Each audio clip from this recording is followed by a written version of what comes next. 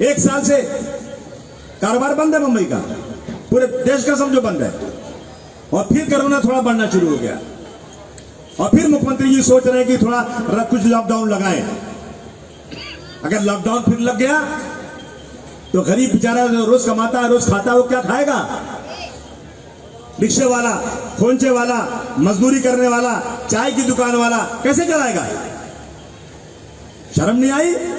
1700 kilometre पैदल लोग गए। इतने लोग खड़े हैं, मुझे बता दो सरकार की तरफ से क्या मिला आपको? मिला कुछ? बोलिए ना। 5 किलो शायद सड़ा हुआ चावल किसी को मिला होगा। शर्म नहीं आती इनको? और कहते हैं इतना 1000 करोड़ हमने जनता के लिए खर्चा कर दिया। क्या मजाक है ये? अरे लोगों को कहते हैं कि लॉकडाउन लगेगा, पुलिस डंडा लेके खड़ी रहेगी, निकलोगे बाहर तो हाथ पैर तोड़ देगी। अरे भाई घर बहुत छोटा है, गर्मी होती है, खाना चाहिए, पैसा नहीं है तो बाहर निकलूं कि नहीं निकलूं? बात करते हैं मोदी जी, आपने देश को बर्बाद कर दिया। आपने अमीर को और अमीर बना दिया, और अमीर बना दिया, गरीब को और गरीब बना दिया। हालत खराब हो रही है देश की। डॉक्टर राम मनोहर लोहिया का सपना था इस देश में बहनों कि जो छोटे कारोबार हैं वो छोटे लोग करें, गरीब लोग करें, उसमें कोई अमीर वो काम नहीं कर सकता। जो बड़े कारोबार है, जहाज बनाना है, बड़ा बड़ा पुल बनाना है, बड़ी बड़ी कंपनियां चलाना है, वो चलाए बड़े लोग, वो चलाए अदानी, वो चलाए रिलायंस के लोग, लेकिन छोटे कारोबार गरीब लोग करेंगे। लेकिन आज सब्जी भी बेचना चाहते हैं, वो गेहूं भी बेचना चाहते हैं, वो चावल भी बेचना चाहते हैं, वो क्यों? उनका पैसा है। वो आपके आएंगे, आप परेशान है, बेटी की शादी करना है, बूढ़े बाप का इलाज है, बच्चे की फीस देना है, 100 रुपए का माल 50 रुपए में ले लो। क्या चल रहा है देश में? ये बंद होना चाहिए। डॉक्टर राम मनोहर लोहिया कहते थे कि इस देश में रहने वाला एक आदमी के पास कम से कम 2 कमरे का घर होना चाहिए, 2 कमरे का घर होना चाहिए। और उसकी इतनी आमदनी होना चाहिए कि जब ईद, बकरीद, दिवाली, होली और आए और कोई भी फंक्शन आए तो हर व्यक्ति अपने घर में अपने बच्चों का नया कपड़ा बनाए और इतना कुछ मिठाई खाना पिलाए कि बाजू वाले पड़ोसी को भी एक मिठाई खिला दे और इसे किसी के सामने हाथ फैलाना ना पड़े। ये सपना था। ये सपना चकनाचूर हो रहा है देश में। ये सपना टूट रहा है देश में। लोग करा रहे हैं, परेशान है लोग। आज शर्म नहीं आई? 1700 किलोमीटर लोग पैदल गए। एक लड़की दिल्ली से अपने बाप को साइकिल पर बिठाकर 1200 किलोमीटर ले गई। मेरा देश महान, 100 में 101 साले बेईमान। ये हालत मेरी देश की है। इसलिए दोस्तों मैं कहना चाहता हूं कि गांधी जी ने कहा था कि जब कोई ऐसा वक्त आए ना, आंदोलन करो। कहा था डॉक्टर भीमराव अंबेडकर हमारे लीडर ने कि शिक्षित हो, संगठित हो और जुल्म के खिलाफ आंदोलन करो। हमें निकलना पड़ेगा। आज पेट्रोल का भाव कितना हो गया? 100 रुपया करीब हो गया। मोदी जी चिल्ला रहे हैं कि ये सरकार कांग्रेस चलाना नहीं जानती। 2012 में चिल्ला रहे थे जब कुछ 60-65 रुपया, 70 रुपया भी था। क्या हालत है देश की? और आज 100 रुपया हो गया तो चुपचाप बैठे हैं। आज कांग्रेस के लीडर जो पहले स्पीकर थे अपने पटोले साहब ने कहा है, मुझे टीवी वाले पूछ रहे हैं कि पटोले ने बोला कि अमिताभ बच्चन और अक्षय और एक कौन है, कुछ 3 नाम लिया, मुझे नाम तो हीरो नो याद नहीं रहता। अमिताभ बच्चन, अरे वो तो एकदम बंडल है। जो लोग आज सरकारों की पब्लिसिटी करके करोड़ों अरबों रुपया कमाते हैं, जो रोजाना सरकार की चापलूसी करते हैं, जिन्होंने 2012-13 में ये कहा था कि बहुत पेट्रोल का भाव बढ़ रहा है, क्या सरकार कर रही है, अब वही लोग चुपचाप बैठे हैं। अगर उन्होंने सरकार के खिलाफ, इस भाव के खिलाफ ट्वीट नहीं किया तो मैं उनकी शूटिंग नहीं होने दूंगा, उनको सड़क पर उतरने नहीं दूंगा। तो मुझे टीवी वाले पूछने आए, मैंने कहा ये तो अभी हमारे जो कांग्रेस के लीडर हैं उन्होंने अनाउंस किया ना। मैं तो कहता हूं कि पूरी जनता को इसके खिलाफ खड़े हो जाना चाहिए कि हम बिल्कुल आपकी फिल्म नहीं चलने देंगे जब तक आप लोग सरकार के खिलाफ सच्चाई को बयान नहीं करो। अब वो कह रहे हैं ना, उनको चांस मिल गया। वो कहते हैं ना कि बिल्ली के ध्यान में छिछड़ा नजर आता है कि साला कहीं से मिले मैं खाऊं। तो योगी जी का बयान आ गया कि अगर यहां शूटिंग नहीं होने देंगे ना तो मैं यूपी में कराऊंगा। अबे पहले अपने यहाँ लॉ एंड ऑर्डर की सिचुएशन तो सही कर लो, लिख लो कागज पर। अगर यहाँ की हीरोइन गई नोएडा में तो सही साबूत वापस नहीं आने पाएंगी। अगर कोई यहाँ होगा यूपी का, नोएडा का, उस इलाके का, कितनी गुंडागर्दी वहां पर है।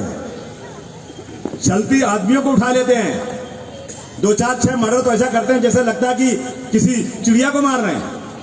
और वहां मुंबई की फिल्म इंडस्ट्री को ले जाओगे, अरे मेरा मुंबई बहुत सेफ है। मेरे मुंबई में औरतें रात को 2 बजे घूमे, कोई माई के लाल में हिम्मत नहीं हाथ लगाने की। कहां राजा भोज, कहां गंगू तेली। इसलिए दोस्तों मैं आज छत्रपति शिवाजी महाराज की जय जयकार करता हूं। मत समझना मैं वोट के लिए कर रहा हूं, नहीं। अगर मैं नहीं करूं ना तो मैं इस देश के साथ अन्याय कर रहा हूं। मैं तमाम मुसलमानों से निवेदन करता हूं कि अगर शिवसेना मनाती है छत्रपति शिवाजी महाराज की जयंती तो तुम उसकी डबल शिवाजी महाराज की जयंती मनाओ, क्योंकि तुम्हें बहुत बड़ा सम्मान मिला था शिवाजी महाराज से। तुम खुल करके डॉक्टर भीमराव अंबेडकर की जयंती में खुशियां मनाओ कि तुम्हें अगर इस मुल्क में रहने का हक किसी ने दिया है तो डॉक्टर भीमराव अंबेडकर ने दिया है। ये मैं मुसलमानों से कहना चाहता हूं। हम सब इस मुल्क में भाई बहन की तरह से रहेंगे। मोदी जी के पास कुछ नहीं है। मुसलमानों से मैं कहना चाहता हूं, सुन लो मुसलमान भाइयों, कह रहे हैं ना आरएसएस वाले, घर वापसी कर लो, घर वापसी कर लो। घर वापसी मतलब तुम पहले हिंदू थे फिर हिंदू हो जाओ। सुन लो भाइयों, अगर पूरा मुसलमान इस देश का ये तय कर ले कि मुझे धर्म वापसी करना है, मैं मुस्लिम समाज, मुस्लिम बिरादरी को छोड़कर मैं हिंदू बन जाऊंगा, तो भी आरएसएस वाले कभी नहीं आपको बनने देंगे। लिख लो इस बात को, इसलिए कि वो सिर्फ मुसलमानों के नाम पर राजनीति करके हिंदू भाइयों को लड़ा कर राजनीति करना चाहते हैं। उनका एक ही मकसद है, ये उनका काम है। हम लोग किसी के बहकावे में ना आए। और खासतौर से मैं आज इस मीटिंग में अपने मुसलमान भाइयों से कहना चाहता हूं, मुझे खुशी है कि इस लाइन में हिंदू मुसलमान सब बैठे हैं, यहां हेमंत में हिंदू मुसलमान सब बैठे हैं। अरे किसी का कलेजा फट रहा होगा, ये अबू आजमी ने कैसे कर दिया। अबे अबू आजमी क्यों, अबू आजमी इस देश का नहीं है क्या। अबू आजमी के रग रग में, मेरा बड़ा भाई एयरफोर्स में था, हम लोग फौजी लोग हैं। हमें मत समझो कि हम डरने वाले तुमसे हैं। हम इस देश के लिए अपनी जान भी देने से पीछे नहीं हटेंगे, समझ लेना इस बात को। ये मोदी जी हैं, उनके लोग कभी फौज में नहीं जाते। मोदी जी कान खोल के सुन लो, राजा कभी व्यापारी नहीं हो सकता। राजा का काम जनता की सेवा करना है। तुम व्यापार कर रहे हो, तुम राजा नहीं बन सकते। तुम तो गलती से आ गए हो गद्दी के ऊपर। इसलिए मैं आज कहना चाहता हूं खास तौर से मुसलमान भाइयों से, तुम मुसलमान कितने हाथ उठाओ, हाथ उठाओ मुसलमान भाई जरा, अच्छे खासे मुसलमान हैं। तुम मानते हो कि नहीं हुजूर सल्लल्लाहु अलैहि वसल्लम को, कहते दुनिया में जितने लोग हैं एहतराम के काबिल, पूरी दुनिया में जितने लोग हैं रिस्पेक्ट के काबिल, मैं सबको मानता हूं मगर मुस्तफा के बाद। उस हुजूर ने फरमाया है, क्या मुसलमानों, अगर तुमको भरपेट खाना मिलता हो और तुम्हारा पड़ोसी भूखा हो और तुमने खाना खा के पड़ोसी को नहीं पूछा तो तुम मुसलमान नहीं हो। इस पे अमल करोगे कि नहीं करोगे?